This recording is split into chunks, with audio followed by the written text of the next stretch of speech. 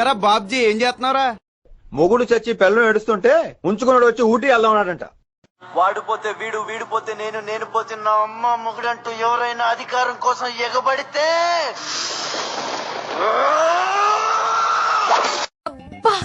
చంపేశారు. సారీ చెప్పా కదా, కోపం వస్తే నేను అంతే, చిన్నపిల్లని కదా. ఇలాంటి పెద్ద ప్రశ్నలన్నీ నాలాంటి పసివాడిని చెప్పగలడు.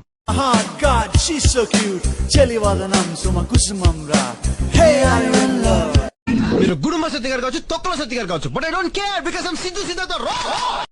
ప్రియతమా నీ వచట కుశలమా నే నిజట కుశలమే. నీ సైకాలజీ ఏంటంటే నువ్వు చాలా పెద్ద అందగత్తమని ఫీలింగ్. నీ అందాన్ని చూసి అందరూ మురిసిపోయి పిచ్చిగా అడ్మైర్ చేయాలని నీ కోరిక. ఇవన్నీ భరించడానికి అన్నారు టామీ ఆమె టైగర్. ఇప్పటికైనా అర్థమైందిరా బాలు. నిజం చెప్తే ఈ పాడులోకం అర్థం చేసుకోదురా. నీ బొందరా, నీ బొంద. ముఖం నీ ఒంట్లో భాగమే, నడుం నీ ఒంట్లో భాగమే. ముఖం చూస్తే కోపం రాలేదు, నడుం చూస్తే కోపం వచ్చింది. ఎందుకని నేను ప్రశ్నిస్తున్నానంటే ప్రేమ దోమ అని ఎలాంటి తొక్కలు కమిట్మెంట్స్ పెట్టుకోకూడదు. ఇప్పుడు నన్ను చూడు, ఎంత సంతోషంగా ఉన్నాను. చూడప్పా సిద్ధప్ప, నేను సింహం అంటున్నాబ్బా. అది గడ్డం గీసుకోలేదు, మేము గీసుకోగలం, అంతే తేడా. మిగతాదంతా సేమ్ టు సేమ్.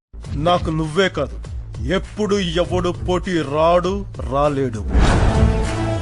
ఎందుకంటే సిద్ధప్ప నాకు నేనే పోటీ, నాతో నాకే పోటీ.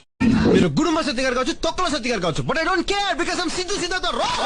అవును రే, మీ ఊళ్ళో మొఖాలు చూసుకునే అద్దాలు అమరా. ఇలాంటి పెద్ద ప్రశ్నలన్నీ నాలాంటి పసివాడిని చెప్పగలడు. దేవుడా.